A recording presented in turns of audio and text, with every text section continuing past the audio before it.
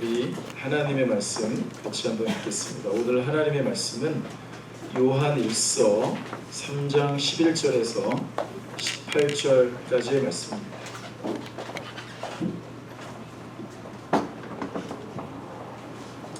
요한일서 3장 11절에서 18절 우리 한 절씩 번갈아 가며 읽겠습니다. 제가 11절 먼저 읽겠습니다. 우리는 서로 사랑할지니 이는 너희가 처음부터 들은 소식이라. 아이까지 하지 말라. 그는 악한 자를 제거하여 그 아우를 죽였으니 어떤 이유로 죽였느냐. 자기의 행위는 악하고 그의 아우의 행위는 의로우니라. 형제들아, 세상이 너희를 미워하여도 이상히 여기지 말라. 우리는 형제를 사랑하고 사망에서 누우며 생명으로 들어간 줄을 알거니와 사랑하지 아니하는 자는 사망에 이르느니라. 그 형제를 미워하는 자마다 살인하는 자니 살인하는 자마다 영생이 그 속에 거하지 아니하는 것을 너희가 아는 바라. 그가 우리를 위하여 목숨을 버리셨으니 우리가 이로써 사랑을 알고 우리도 형제를 위하여 목숨을 버리는 것이 마땅하니라. 누가 이 세상의 재물을 가지고 형제의 궁핍함을 보고도 도와줄 마음을 닫으면 하나님의 사랑이 어찌 그 속에 거하겠느냐. 자녀들아, 우리가 말과 혀로만 사랑하지 말고 행함과 진실함으로 하자. 제가 기회 닿는 대로 토요 새벽이랑 주일 일부 예배 때 이 요한일서 강해를 이제 해왔었는데 오늘 본문이 이제 그 다음 차례로 이어지는 본문인데 주일에 제가 이 본문을 2부 예배로 가져와서 똑같이 설교하고 또 적용해 보려고 합니다. 이 요한일서에서 사도 요한이 두 가지를 굉장히 중요하게 강조하고 있습니다. 첫 번째는 뭐냐면은 그리스도를 믿는 믿음의 성장에 대해서 말합니다. 그러면서 뭘 말하냐면 우리가 그리스도를 믿은 것은 사실은 우리가 잘나서 우리가 능력이 많아서 우리가 처음부터 믿음이 있어서 믿은 게 아니라 성경 전체에서 믿음은 수동입니다. 하나님이 우리에게 믿음을 선물로 성령을 통해서 주셨기 때문에 믿게 됐습니다. 그렇죠? 그래서 전체적으로 믿음으로 얻는 구원은 하나님의 은혜로 우리에게 값없이 주어지는 것이죠. 그런데 사도 요한이 뭘 말하냐면 그 다음에 그러면 그 믿음이 성장하는 길은 뭐냐라고 말했을 때 사도 요한이 쓴 복음서와 이 서신서에서 공히 말하는 게 뭐냐면 그리스도 안에 거하는 삶, 이걸 말합니다. 그래서 어떤 사람은요, 이 헬라어 N, 영어 in이죠. in, 안에, 이걸 가지고 박사학위 논문을 썼습니다. 이것이 소위 그리스도와의 신비적 연합이라고 하는 서화의 교리에 있어서 가장 핵심적인 부분이죠. 이거는 정말 그리스도인의 믿음의 성장에 있어서 가장 중요한 진리요 실천입니다. 여러분, 저와 여러분이 믿음이 자란다, 믿음이 좋아진다, 그 의미는 뭘까요? 내 안에 계신 그리스도와 함께 교제하면서 내 말이, 내 생각이, 내 행동이 그리스도의 지배를 받는 강도와 넓이가 깊어지고 많아지고 길어지고 높아지고 강해질수록 그 사람의 믿음이 좋은 겁니다. 그렇지 않습니까? 여러분들의 믿음은 계속 성장하고 있습니까? 라고 하는 질문은 여러분들이 그리스도 안에 거해서 우리의 모든 인격이, 우리의 삶이 점점 더 그리스도의 지배를, 그리스도의 통치를, 그리스도와의 신비적인 연합 속에서 말하고 생각하고 행동하고 돈 쓰고 직장 생활하고 어디에 가든지 무엇을 하든지 그분 안에 거하는 삶이 강해지면 강해질수록 그의 믿음은 성장합니다. 믿습니다. 이걸 멋있게 하는 게 믿음이 성장하는 겁니까? 여러분, 그것을 사도 요한은 집요하게 묻습니다. 우리에게. 두 번째는 뭐냐면요, 이 요한서신을 붙들고 있는 두 번째, 어쩌면 더 강한 하나의 논지는, 일관된 논지는 형제를 사랑하는 겁니다. 너희가 믿음이 있냐? 1장에서 쭉 말해왔던 걸 잠깐 요약하자면, 너희가 빛 가운데 들어왔냐? 빛의 자녀가 됐냐?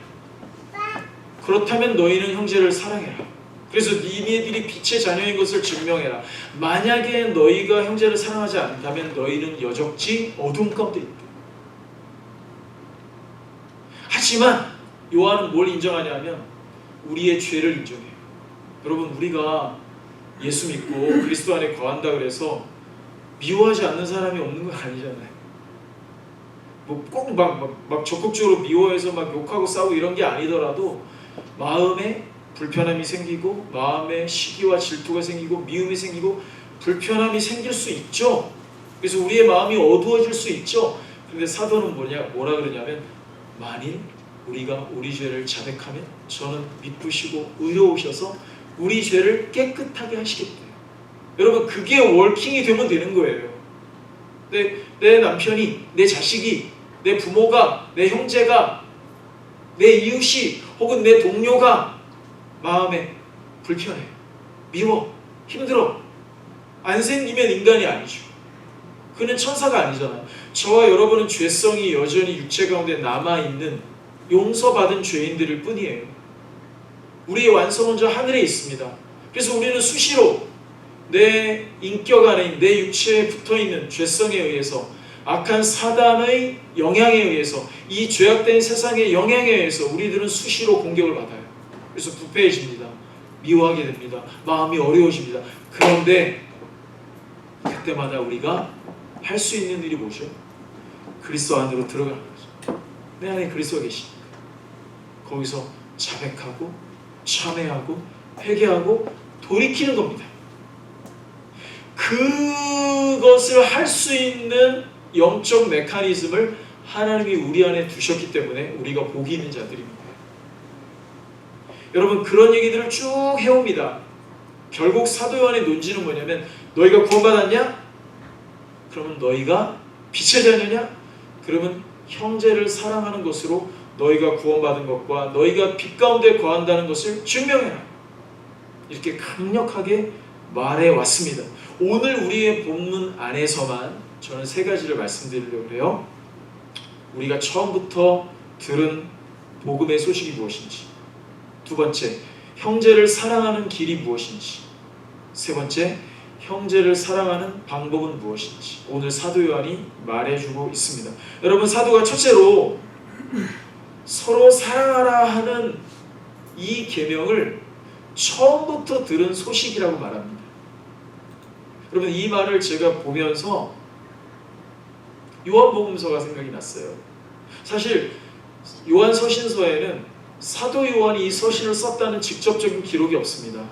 그러나 문체와 그리고 논리와 신학과 이런 분위기를 보면서 대부분의 학자들은 이 요한서신의 저자는 요한이다, 이렇게, 우리도 그렇게 다 알고 있죠. 그럼 여러분, 요한 사도가 쓴 복음서가 있습니다. 그걸 우리가 요한복음이라고 해요. 여러분, 근데 너희들이 처음부터 들은 소식이 뭐냐? 처음부터 내게 전해 들은 소식이 뭐냐? 그게 뭐냐면 서로 사랑하는 거예요. 그러면 사도 요한은 서로 사랑하라 하는 새 계명을 누구에게 받았나요? 예수님께 받았죠. 특별히 굉장히 티피컬한 장면이 생각나시나요? 아주 극적인 장면. 사도 요한이 예수님하고 같이 밥을 먹으면서, 식사를 하면서 이렇게 기대가지고, 유대인들이 밥 먹는 습관 아시죠? 그죠? 이렇게 탁자에서 이렇게 먹는 게 아니라 비스듬히 이렇게 기대가지고, 예수님의 옷이 달랑말랑, 예수님의 이 살이 달랑말랑한 거리에서, 지근 거리에서 예수님께 지그시 누워서 비스듬히 기대서 예수님께 사도가 들은 말씀이었어요. 그게 요한복음 13장부터 16장까지 소위 다락방 강화라고 하는 그 유명한 예수님의 마지막 만찬 세족식, 세 계명을 너에게 주노니 서로 사랑해라. 예수님이 떡과 포도주를 나누시고 허리에 수건을 동이시고 제자들의 발을 씻기셨어요. 사도 요한의 발도 씻기셨겠죠. 발을 씻기시면서 수건으로 닦으시면서 내가 너희의 주인으로서 종들에게, 내가 너희의 선생으로서 제자인 너희의 발을 씻겼다. 아니! 너희의 창조주인 나 하나님이 너희 피조물인 너희의 발을 씻겼으니 너희도 서로 낮아져서 서로의 발을 씻겨라. 서로 사랑해라. 이게 사도 요한이 처음부터 들었던 소식이었다. 그거를 이 편지를 받는 사람들에게 쓰면서 이게 바로 처음부터 너희가 내게 들은 소식이다. 서로 사랑해. 여러분 11절 우리가 서로 사랑할지니 이는 너희가 처음부터 들은 소식이라. 우리가 복음을 들을 때 여러분 우리는 예수 믿고 구원받고 영생을 얻고 심판을 받지 아니하고 요한복음 3장 16절처럼 우리가 구원을 얻은 것 플러스 그 구원 얻은 사람들에게 예수님이 처음부터 전한 소식이 하나 더 있으니 그게 뭐죠? 서로 사랑해요.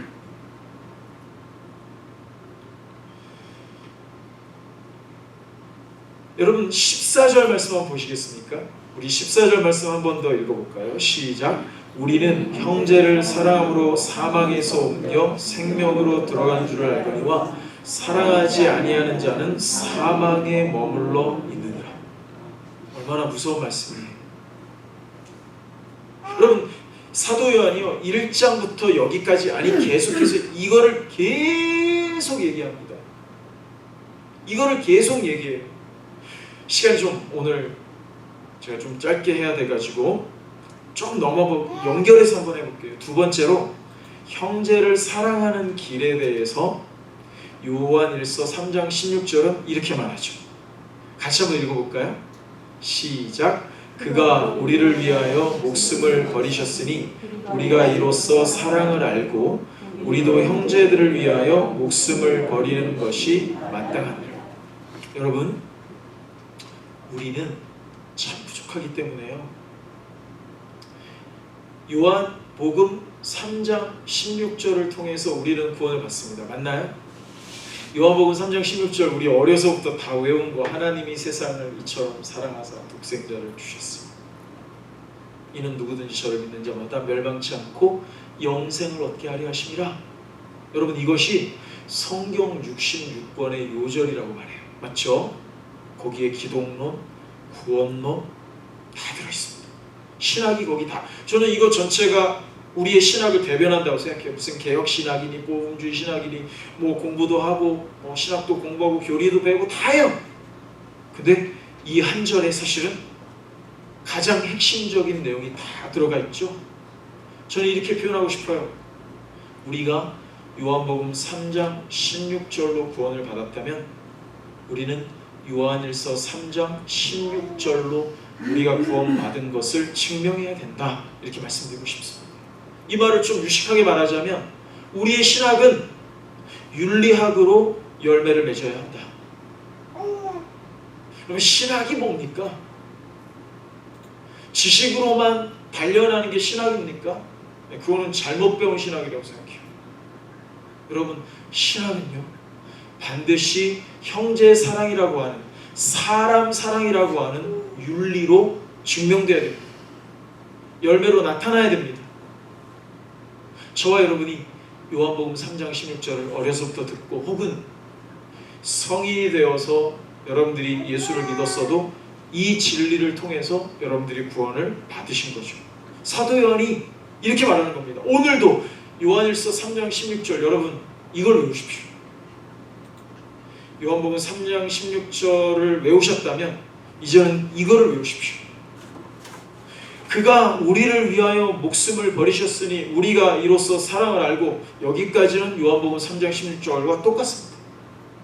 그 다음 우리도 형제들을 위하여 목숨을 버리는 것이 마땅하니라. 여기로 가야 된다는 거죠. 지금 요한이 그 말을 해요. 여기로 가지 않는다면 너희들의 믿음이 무엇이냐? 하나님이 자기의 아들을 죽여서 십자가에서 너희를 위해서 목숨을 버리셨는데, 그럼 너희들은 형제들을 위하여 목숨을 버리는 것이 마땅하지 아니하냐? 이 말을 하는 거예요.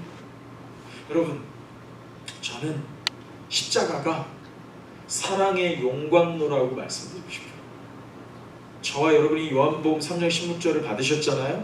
요한일서 3장 16절에 상반절을 받으셨잖아요. 그러면 저와 여러분들의 마음에는 용광로가 있는, 무슨 용광로예요? 사랑의 용광로. 우리가 살다 보면 우리의 마음 안에 삐쭉삐쭉한 철사나 칼이나 혹은 총이나 다른 사람들을 찌를 수 있고 다른 사람들을 죽일 수 있고, 여러분 사도 요한이 그렇게 말했습니다. 너희들은 가인처럼 하지 말라. 가인은 형제 아우를 죽였다. 너희는 가인처럼 하지 말라. 여러분, 저와 여러분들이 돌로 형제의 머리를 쳐갖고 죽인 적이 있습니까? 그럼 여기 없으시겠죠 지금? 예. 큰 집에 가 계시겠죠? 우린 그런 적이 없어요. 근데 사도 요한은 뭐라고 말해요? 형제를 미워하는 게 형제를 살인한 거다. 이게 우리 기독교 윤리입니다. 이것이 우리의 수준이에요. 형제를 미워하는 게 가인처럼 하지 말래요. 그 형제를 죽이는 거래요. 여러분, 그런 삐쭉삐쭉한 무기들이 우리가 살다 보면 우리의 죄성 때문에, 우리의 미숙함 때문에 뭐 목사건 장로건 타이틀이 그것을 지켜주는 게 아니에요. 모든 인간의 마음 안에는 그것들이 생겨나요. 근데 이게 어떤 용광로로 들어가면 다 녹아지냐? 그가 우리를 위하여 목숨을 버리셨어요. 이 복음, 이 요한복음 3장 16절, 요한일서 3장 16절 상반절, 여기로 가면 공교롭게 3장 16절이 똑같죠? 놀랍지 않아요, 여러분? 여기로 가면 우리가 형제들을 향해서 삐지고 서운하고, 그게 남편이든 아내든 자녀든 부모든 이웃이든 동료 목회자든 같은 성도든 누구든 그를 향해서 날카롭게 갈아져 있던 그 칼이, 그가 우리를 위하여 목숨을 버리셨으니 그 용광로로 들어가면 다 녹아요. 이게 기독교적 사랑과 윤리 도덕 교사들이 말하는 사랑과의 차이점이에요. 여러분, 우리의 사랑의 기원은 하나님께 있습니다. 우리가 도무지 사랑할 수 없는 형제까지 사랑할 수 있는 그 능력이 하늘에 있습니다. 그래서 요한이 하나님과의 관계성과 형제와의 관계성을 연결시키는 거예요. 핑계할 만한 게 있나요? 우리 자신을 합리화해서 나는 그랬기 때문에 저 형제를 사랑하지 못해, 이렇게 할 수 있는 게 있어요? 아니, 예수님이 원수도 사랑하라 그랬는데, 그럼 그거는 우리의 핑계고 자기 합리화. 우리가 깊은 밤, 이른 새벽 하나님 앞에 나와서 무릎을 꿇었는데 하나님이 아들의 십자가를 우리들에게 다시 들이대세요. 자신을 십자가에 내어주신 그 예수의 보혈이 내 온 영혼을 적셔요. 그러면 우리의 합리화, 우리의 그 개똥철학, 자기 방어, 자기 합리화, 그게 그 십자가 앞에서 다 깨뜨려져요. 여러분, 저도 지금 몇 사람이 제 양심에 가책을 주는 몇 사람이 제 마음 안에 있어요. 여러분들한테 말씀드리지는 않을래요. 좀 창피해가지고. 여기 있는 분들은 아니에요. 제 아내도 아니에요. 살다 보면 그런 사람들이 있죠. 너무 안 맞아. 로또야. 안 맞아. 너무 안 맞아. 있어요. 왜 저렇게 말하지? 왜 저렇게 사람을 대하지? 네, 여러분, 그래서 내가 아유 난 저런 사람은 상종 안 해. 그게 성경이 말하는 인간을 대하는 태도일까요? 아니잖아요. 만약에 하나님이 그런 태도로 우리를 대했다면 여기서 하나님 얼굴 뵐 사람 아무도 없습니다. 다 불구덩이에 가야 돼요. 하나님은 우리가 그 십자가의 사랑을 받고도 아내도 미워하고 자식도 미워하고 성도도 미워하고 이웃도 미워할 모든 가능성을 다 아시면서도 그 리스크를 감수하시고서도 자기 아들을 주시고, 그게 하나님의 사랑이에요. 그 사랑이 내 마음을 녹이는데 어떤 한 인간을 향한 나의 미움이 안 녹아진다고요? No. 그럴 수 없다는 거예요. 그 사람은 구원받은 사람 아니라는 거예요. 그 사람은 빛의 자녀가 아니라는 거예요. 그 사람은 사망에서 생명으로 옮겨진 사람이 아니라는 거예요. 그게 사도 요한이 성령의 감동을 통해서, 사도 요한을 통해서 하나님이 우리에게 말씀해 주시는 진리입니다. 여러분, 마지막으로 사도 요한은 거기서 그치지 않아요. 놀랍습니다. 여러분 17절 18절 한번 같이 읽어보실래요? 시작. 누가 이 세상의 재물을 가지고 형제의 궁핍함을 보고도 도와줄 마음을 갖으면 하나님의 사랑이 어찌 그 속에 거하겠느냐. 자녀들아, 우리가 말과 혀로만 사랑하지 말고 행함과 진실함으로 하자. 제가 퀴즈 냈는데 일부에는 어떤 분이 이걸 맞췄어요. 여러분, 이거 이 17절 18절 읽으니까 성경 66권 중에 무슨 책이 생각나세요? 맞춰보세요. 이따 제가 맛있는 커피 타드릴게요. 오! 사모님이 감사합니다. 인도네시아 수마트라 커피를 제가 어제 로스팅했거든요. 오늘 사모님께 이 예쁜 컵에다 제가 인도드립으로 드리겠습니다. 야고보서 아니에요? 이거 야고보서 아니에요? 여러분, 이 완벽한 균형을 보세요. 완벽한 균형을 보세요. 본인이 안 계셔서 제가 참 죄송한데, 우리 교회 이근섭 집사님이라고 모르시는 분들도 계시는데 육체적으로 좀 어려우셔가지고, 하여튼 너무 고통스러워하셔가지고 지난주에 이머전시로 이제 실려가셨어요. 지금 검사 받으시고 수술 앞두고 있는데, 집사님 차를 요 주차장 앞에 세워놨는데 차가 토잉당했어요. 그래가지고 이제 하여튼 제가 또 그 와중에 또 일을 그만두게 돼가지고 시간이 제가 또 생기게 됐어요. 그것도 또 하나님 은혜인 것 같아요. 그래서 지금 다른 일 트레이닝 받는 중인데 그 와중에 하여튼 도울 수 있게 됐어요. 그래서 이렇게 시간이 없으니까 이렇게 하는데, 제가 부끄러운 고백을 할게요. 제가 좀 힘들었어요. 좀 짜증도 나고,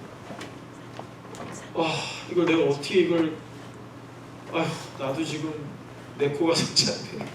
인간적으로 보면 이거 일도 못하고 헤매고 있고, 이거 설교 준비도 해야 되고, 이거 집안일도 해야 되고, 또 우리 VICC 내일 발표하는데 또 커피도 좀 어떻게 하고 준비해야 되고 할 일이 쌓였는데 이거를 해야 되잖아요.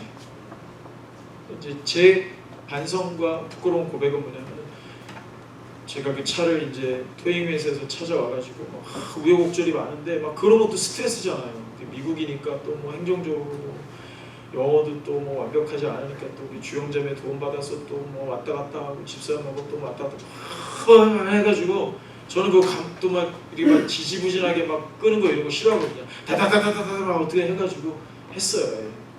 제가 꾸준하지 못해도 좀 빨라요. 짧지만 빠르다.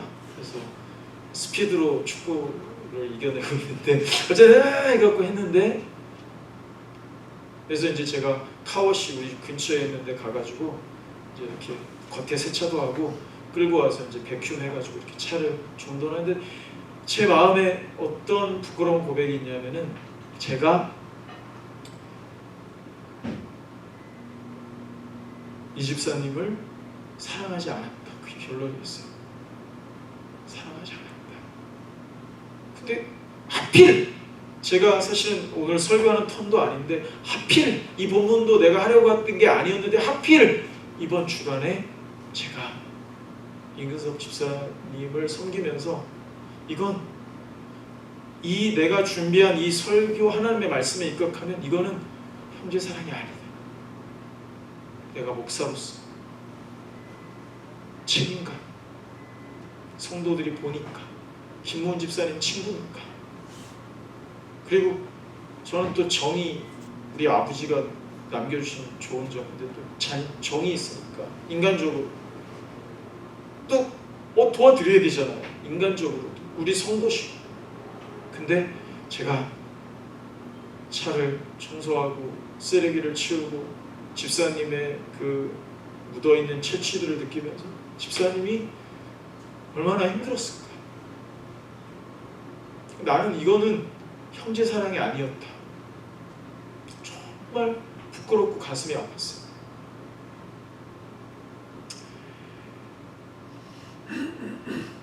그러면서 오늘 사도가 이야기하는 대로 말과 혀로만 사랑하지 말자. 행함과 진실함으로 하자. 너희가 궁핍한 형제를 보고 너희 지갑을 닫고 너희 마음을 닫는다면 너희 안에 하나님의 사랑이 거하지 않을 거다.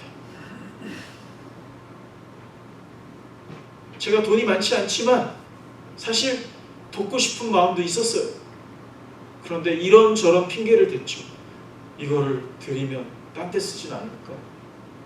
집사님이 더 오용하셔서 더 안 좋아지진 않을까? 이게 제 합리화였어요. 그렇게 안 하도록 지혜롭게 돕는 것도 일이지만 그것을 어디에 쓰는 거는 그분의 초이스예요. 내가 해야 될 일은 했어야 된다. 우리 교회와 지체들이 도울 수 있는 것들은 해야만 됐다. 물론 다르게 생각할 수도 있겠지만, 그래서 오늘 아침에 설교한 걸 이렇게 할 걸 리뷰하는데 제가 이런 생각이 들더라고요. 나 성도들한테 이렇게 말해야 되겠다. 여러분 오해하지 마시고요. 11조 얘기를 제일 싫어한대요, 성도들. 아주 이런 생각을 했어요. 우리가 하나님께 11조를 드려요. 10의 1을 드리는 거잖아요. 근데 하나님이 우리에게 은혜를 주시고 우리가 하나님의 말씀대로 이 형제사랑, 이웃사랑을 실천하는 것을 궁핍한 사람들을 보고 그가 우리를 위하여 목숨을 버리셨으니 우리가 사랑을 알고 우리도 형제들을 위하여 목숨을 버리는 게 마땅하다라는 이 말씀이 내 말씀이 돼서 나를 녹여서 내가 이 말씀대로 실천할 수 있다면 나는 그 형제를 위해 우리는 10분의 9도 드려야 된다. 근데 이런 생각을 했어요. 만약 하나님이 우리 성도들의 이 사랑의 마음과 행위를 보시고 여러분들에게 10분의 9를 드렸어요. 근데 하나님이 여러분들을 축복하셨어요. 그러면 이전에 하나님께 10분의 1을 바치고 10분의 9로 내 삶을 영위했던 것보다 10분의 9를 바치고 10분의 1을 하나님이 축복하시는 것이 훨씬 더 우리에게 풍성할 거다. 저는 그렇게 믿어요. 왜? 여러분들의 돈, 여러분들의 육체적 건강, 여러분들의 삶의 질, 여러분들의 가진 모든 유무, 그것이 하나님의 손에 있기 때문에 그렇습니다. 여러분들이 지금 쓰시는 10분의 9보다 여러분들이 하나님의 말씀에 순종하셔서 하나님이 여러분들을 인정하시고 왜? 얘는 내가 축복해도 형제의 궁핍함을 보면 자기의 지갑을 열어서 자기의 마음을 열어서 아낌없이 돕는구나. 내가 부어주어도 되겠구나. 내가 더 많이 맡겨도 되겠구나. 그래서 하나님이 여러분들을 축복하시고 여러분들의 자녀들을 축복하셔서 그가 10분의 9를 아낌없이 형제들을 위해, 저 북한의 영혼들을 위해, 선교를 위해, 가난한 자들을 위해 아낌없이 10분의 9를 바쳐도 나머지 10분의 1이 예전의 10분의 9보다 훨씬 더 많은, 저는 그런 복을 하나님이 주실 거라고 여러분들에게 담대히 말씀드리고 싶어요. 헌금하라는 얘기가 아니에요. 그게 우리의 믿음이어야 한다는 거예요. 그래서 이 교회 목사로서 하나님 앞에 회개합니다. 더 많이 성도들과 함께 기도하고 심각하게 우리 집사님을 잘 섬기지 못한 것을 정말 회개합니다.